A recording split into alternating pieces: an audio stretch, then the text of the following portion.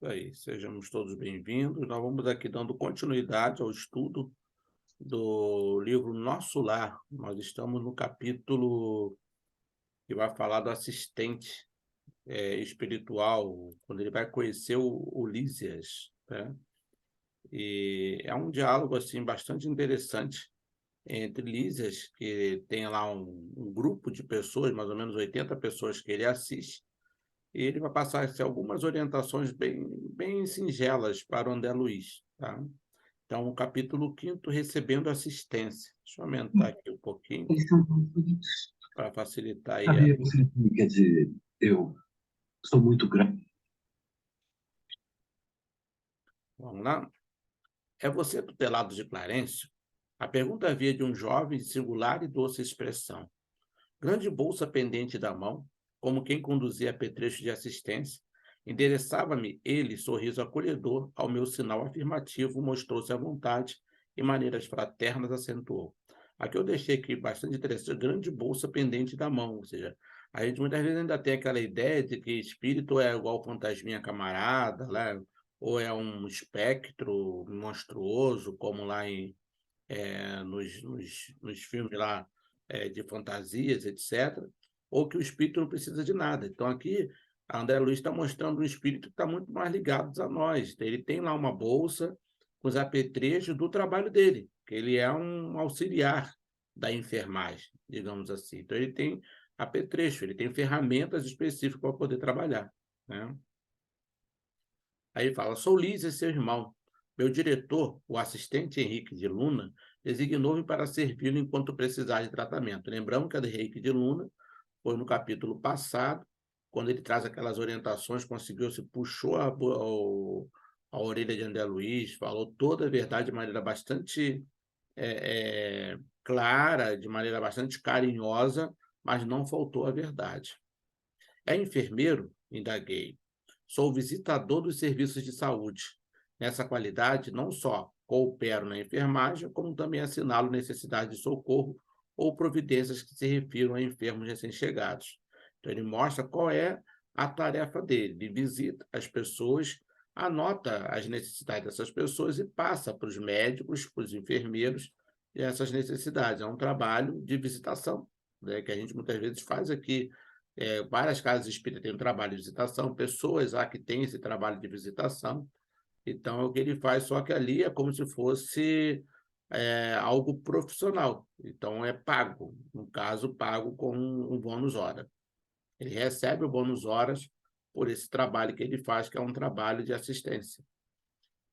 O pessoal vai me parando, tá, gente? Qualquer coisa, qualquer dúvida sobre o assunto, até fora do assunto, lembrando que a dinâmica é sempre essa, né?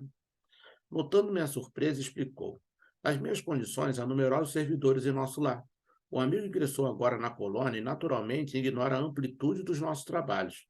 Para fazer uma ideia, basta lembrar que apenas aqui na seção em que se encontra, existe mais de 1.000 doentes, e note que este é um dos menores edifícios do nosso parque hospitalar. Naquela época, na década de 40, por volta de 1944, já tinha mais de 1 milhão de habitantes. Lembramos que a população do Brasil, nessa época, era de 52 milhões de pessoas, mais ou menos, ou seja, a proporção é bastante interessante, né? 0,5, digamos assim, dos trabalhadores referente ao que tinha lá na colônia. E aqui ele fala que só nesse prédio tinha mais de 1.000 pessoas na condição parecida com a de André Luiz. Era só um pouquinho, gente.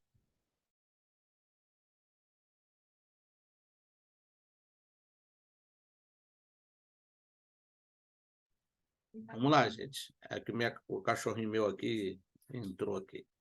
Tudo isso é maravilhoso, exclamei. Adivinhando que minhas observações iam descambar para o elogio espontâneo, Lisas levantou-se da poltrona a que se recolhera e começou a escutar-me, atento, impedindo-me o agradecimento verbal. É interessante que a gente observa que os espíritos superiores, quando você vai fazer qualquer tipo de lisonja, elogio, ou fazer algum tipo de elogio que possa descambar essa questão muito melosa, ele já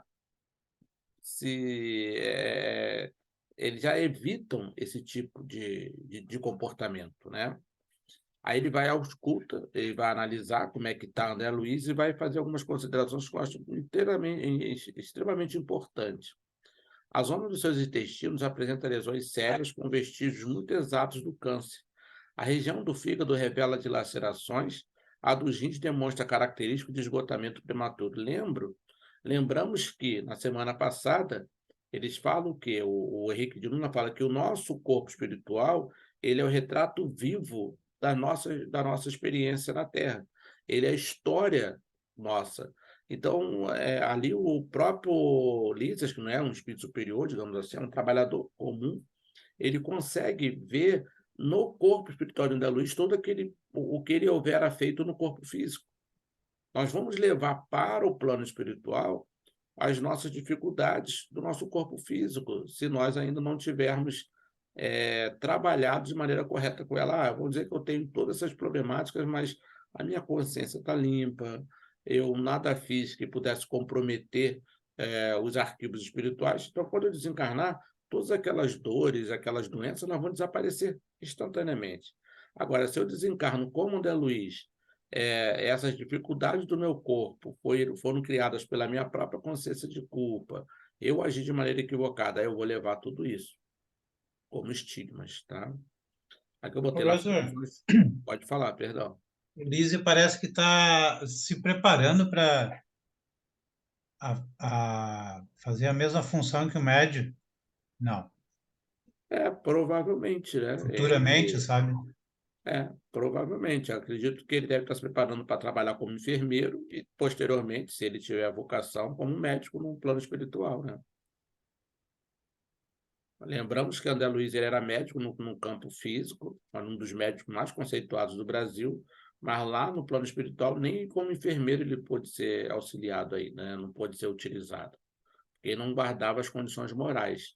Então, no plano espiritual, não é só a condição intelectiva, vai ser as condições morais, porque é a medicina da alma, não é só a medicina do corpo. Aqui você pode ter um cirurgião que é totalmente imoral, amoral, mas com capacidade física. Vamos pegar, por exemplo, um caso clássico que a gente conhece aí, que a gente das televisões, né, digamos assim, esse Doutor Estranho, né, quem viu.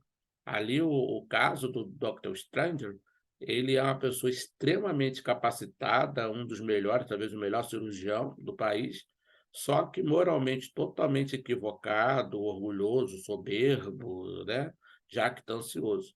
No plano extrafísico, uma pessoa com aquela personalidade não poderia agir de nada, porque não é só a questão física, da habilidade e competência que a pessoa tem de conhecer tecnicamente, mas também como lidar moralmente, porque a medicina da alma lida com outras coisas também.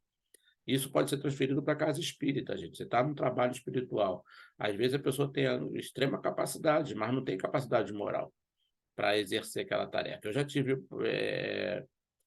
vezes que eu tive que afastar tarefeiro do trabalho espiritual porque ele não estava reunindo as condições morais mínimas para aquele trabalho, apesar de ser pessoas extremamente capacitadas doutrinariamente. Eram pessoas que tinham um conhecimento vasto, que às vezes, quando eu faltava, botava a pessoa lá no meu lugar, vai daqui, porque eu sabia que tinha. Mas depois se desgrenhou lá para outros lados. Eu falei, olha, agora, a partir desse momento, você vai estar vindo nas reuniões, vai estar vindo nas palestras, vai estar recebendo passe, mas não vai estar mais como tarefeiro, porque suas condições estão deslingrolando tudo aqui até o momento que você possa retornar, em que você possa realmente investir essa responsabilidade. Então, às vezes, no plano espiritual, eles agem do mesmíssimo modo. Ou seja, se você não tiver condições morais, não vai adiantar suas questões físicas, tá?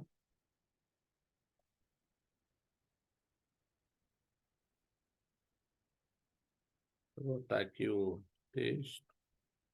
Sorrindo bondoso, acrescentou: sabe, o irmão, que significa isso? Sim, repliquei. O médico esclareceu ontem, explicando que devo esses distúrbios a mim mesmo. Reconhecendo o acanhamento da confissão reticenciosa, apressou-se a consolar.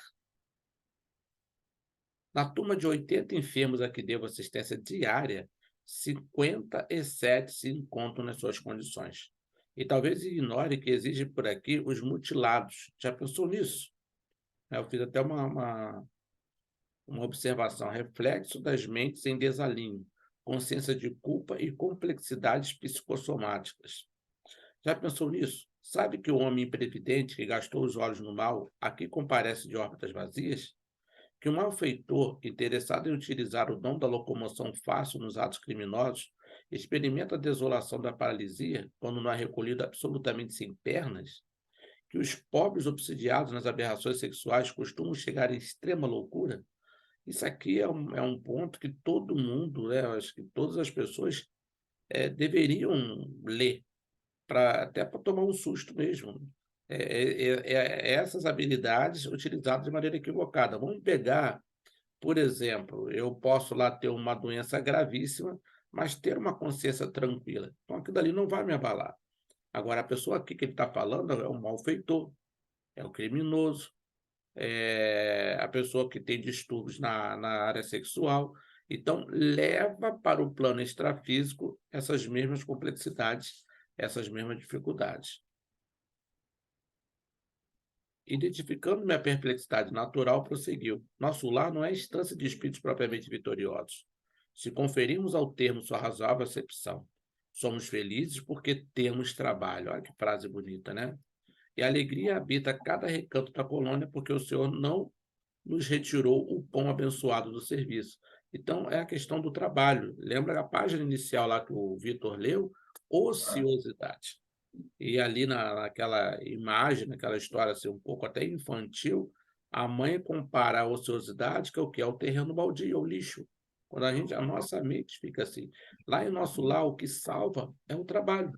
Talvez seja igual qualquer casa nossa. Uma vez uma pessoa numa casa espírita me perguntou, mas como é que é nosso lar? Eu falei, olha, nosso lar é como se fosse um centro espírita. Só que imagina um centro espírita do tamanho de uma cidade inteira. Ah, mas como assim? Eu falei, o que é o centro espírita? O centro espírita é constituído por nós.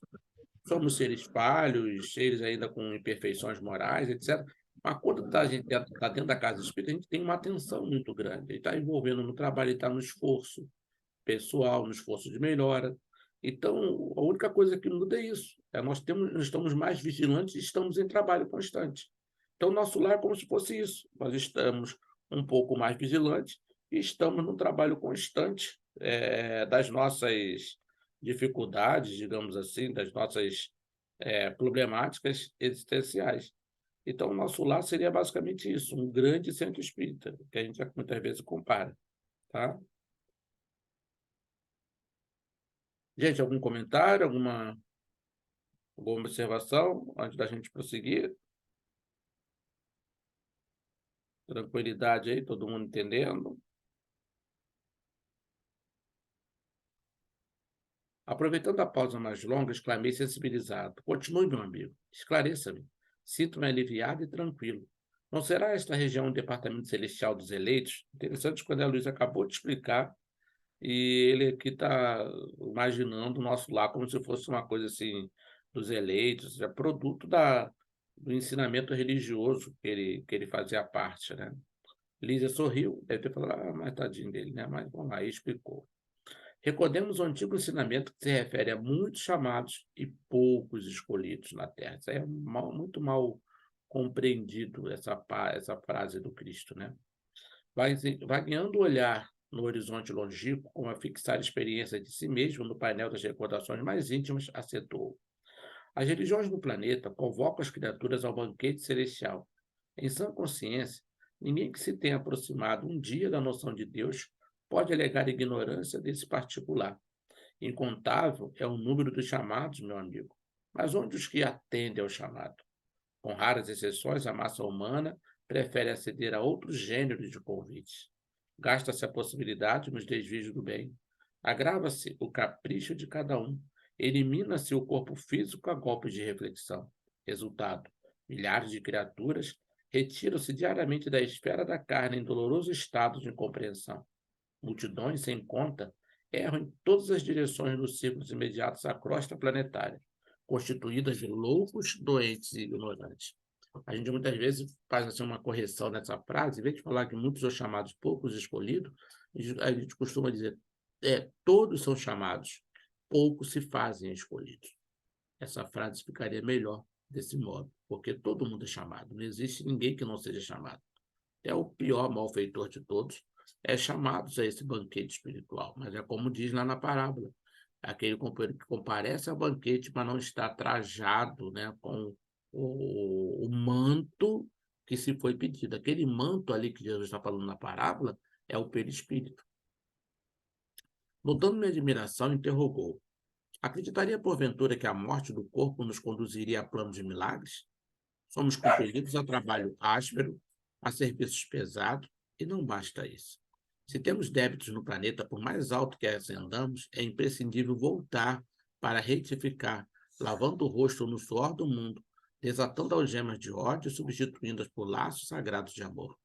Não seria justo impor a outra a tarefa de mondar o campo que semeamos de espinhos com as próprias mãos. A gente lembra lá daquele caso lá do livro O Beiro da Vida Eterna, de 2 espíritos que pediam acesso às esferas superiores e não conseguiam. Tinham feito vários pedidos, estavam assim, trabalhadores há mais de 100 anos e nunca conseguiam acesso. Aí foram fazer uma análise mais profunda e um benfeitor espiritual disse que eles tinham um problema que estava trazendo eles já há 400 anos atrás. Eles tinham empurrado lá umas pessoas lá de um abismo e eles precisavam retornar à carne, reencarnar para poder saldar aquela dificuldade.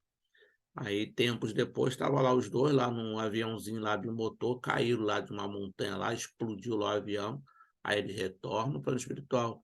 Aí, porque já tinham desatado aqueles laços, não é a morte em si, mas é para que eles pudessem refletir na atitude deles, digamos assim. Então, por isso que ele fala que a morte do corpo vai nos conduzir a plano de milagres? Não, nós somos compelidos ao trabalho áspero, a serviços pesados, e não basta isso.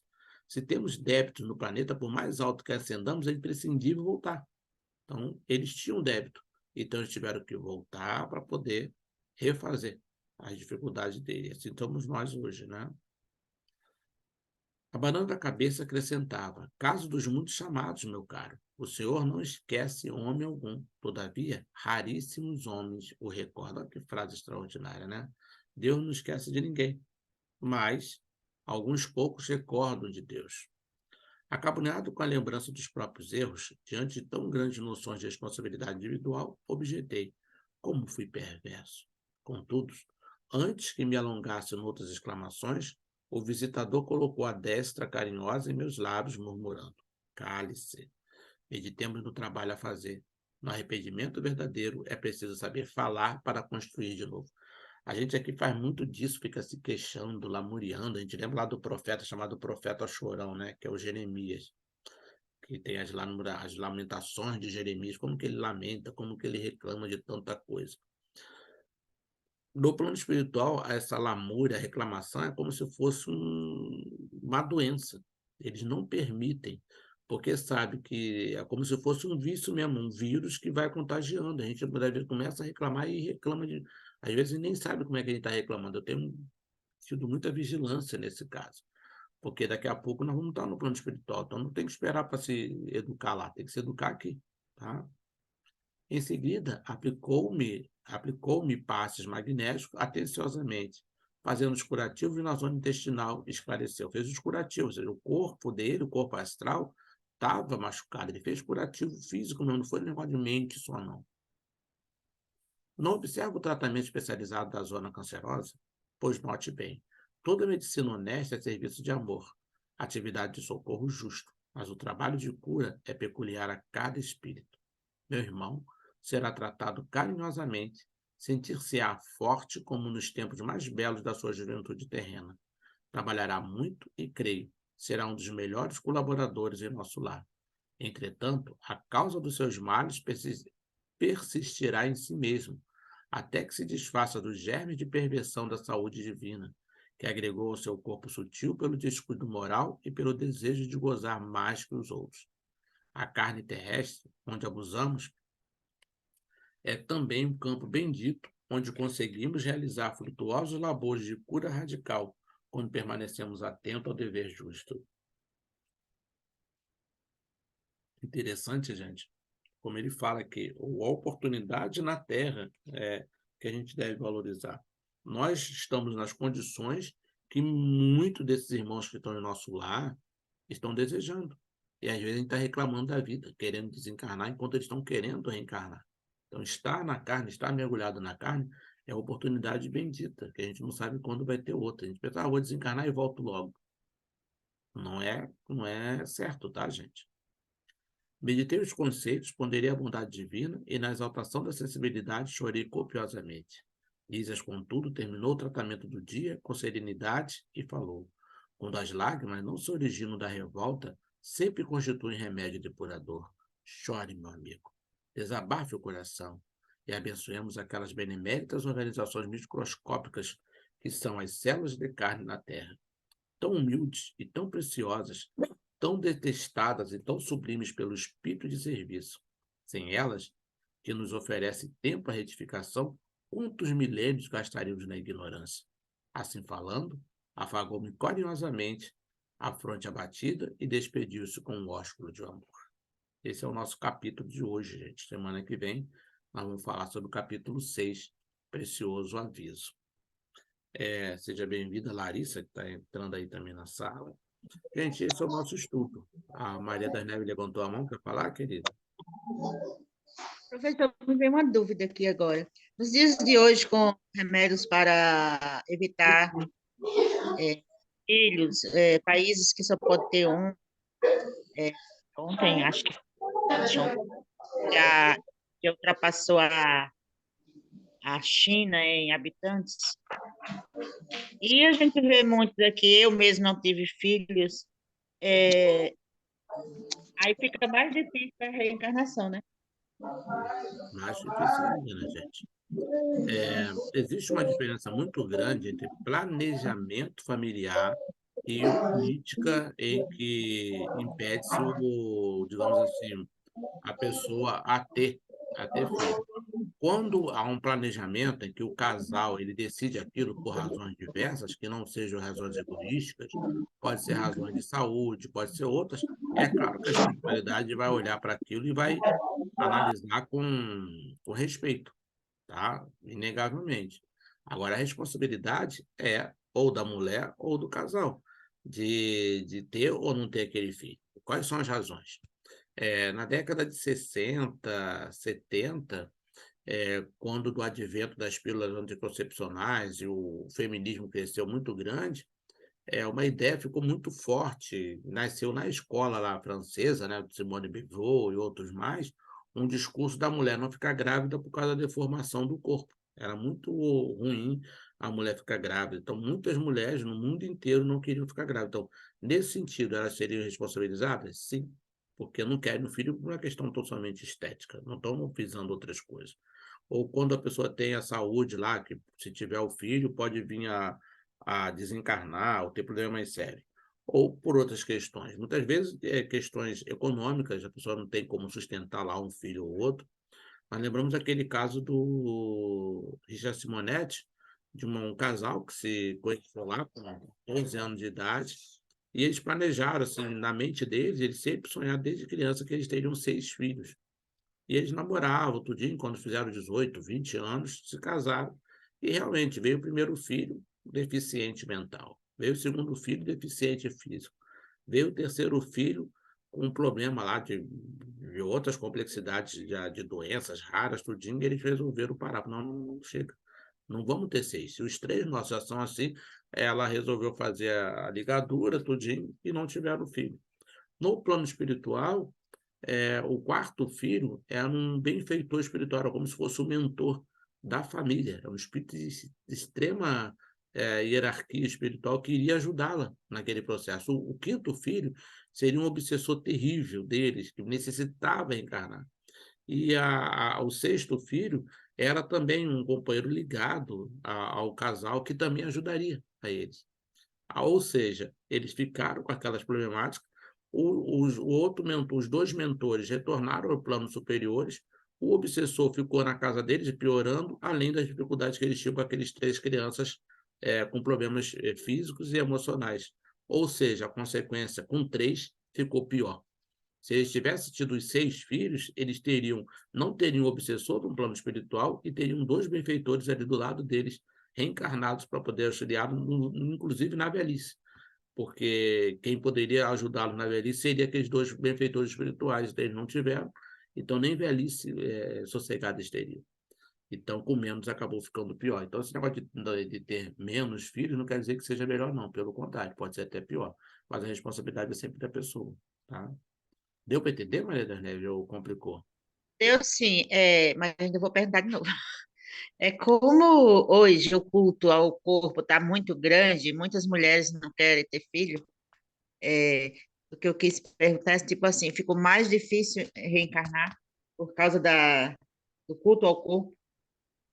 Não, porque você vai ter, ao mesmo tempo, você vai ter em algumas camadas sociais essa dificuldade, a você ter nas camadas mais pobres, muitas vezes, esse não apelo, né? Você vai ver, por exemplo, o continente asiático, o continente africano, onde as famílias são muito mais vastas. Você vai encontrar essa dificuldade em família um pouco mais estabilizada, digamos assim.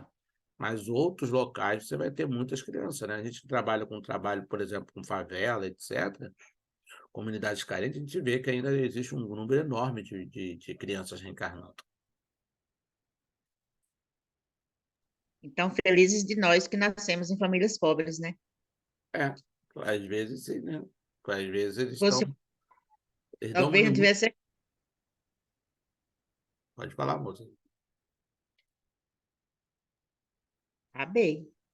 Ah, essas famílias pobres, essas famílias carentes, elas estão dando oportunidade para esses espíritos reencarnar.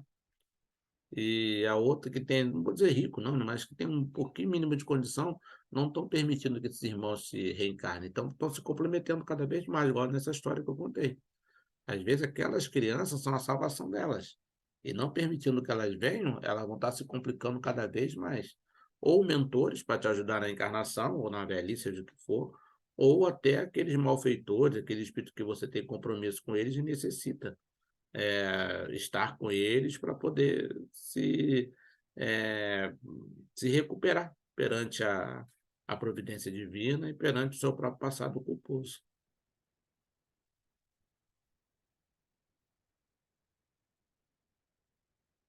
Gente, então é isso, gente. Nosso estudo de hoje é basicamente esse. Alguém tem alguma colocação a mais a fazer?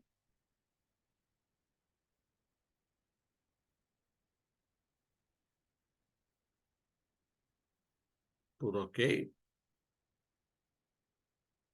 Nós vamos colocar aqui uma música e depois nós vamos fazer a nossa prece, tá? Vamos aqui. Quem poderia fazer nossa prece final?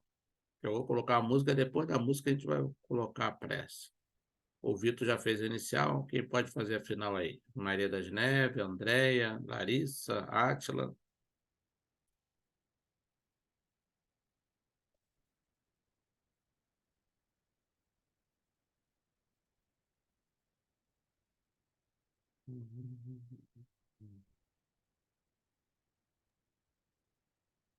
Eu faço, Eu professor.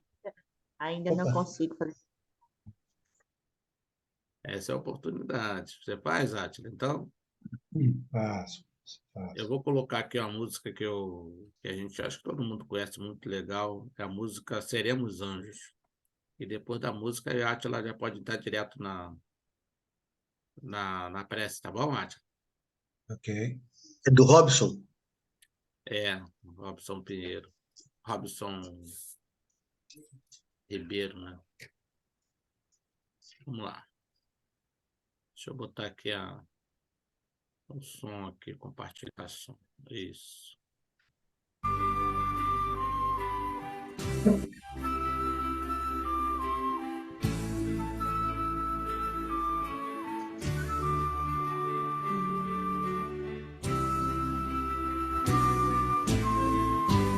Qual de nós não tem nenhum defeito?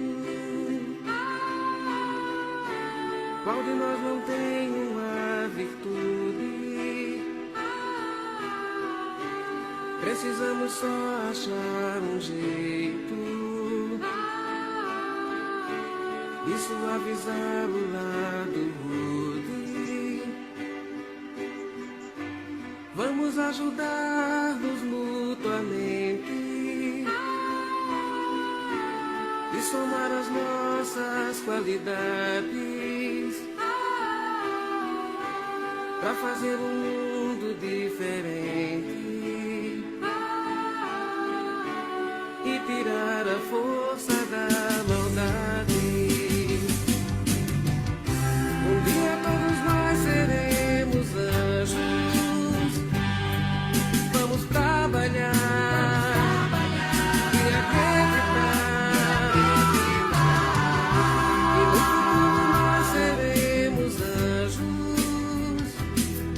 Num planeta onde o amor, unicamente o amor, há de reinar. E assim será. A felicidade só começa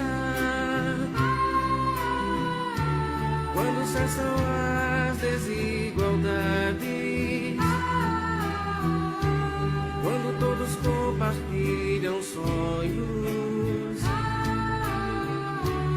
e não usam mal a liberdade. O mestre falou: sede perfeitos, e nos ensinou esta lição, que somente o amor será eterno. Nele está a nossa salvação. Um dia todos nós seremos anjos. Vamos trabalhar e acreditar. E no futuro nós seremos anjos. Num planeta onde o amor, unicamente o amor, há de reinar. Um dia todos nós seremos anjos. Vamos trabalhar e acreditar. E no futuro nós seremos anjos. Num planeta onde o amor, unicamente o amor, há de reinar.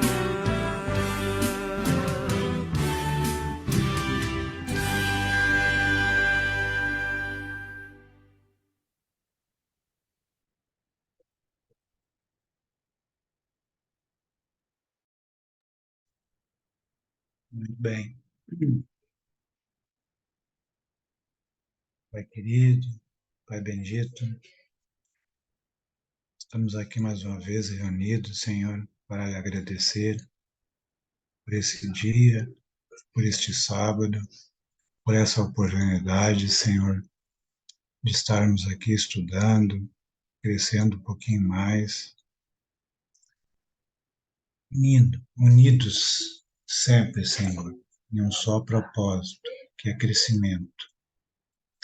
Nos ajuda, Senhor, em nossas fraquezas, nos dá uma noite de sono reparadora. Te rogamos pelos nossos familiares, por aqueles que estão doentes, por nossos vizinhos, amigos, todos que nos cercam. Te rogamos pela nossa nação, pelo bom senso dos nossos governantes, sabedoria para eles, ó Pai. Também pela população mundial, meu Senhor. Por todos que sofrem em guerras, frio, fome, sede, doenças, e um agradecimento especial aos trabalhadores, Senhor, do plano espiritual e do plano físico. A Ti, Senhor, gratidão por tudo. Em nome de Jesus, que assim seja, graças a Deus.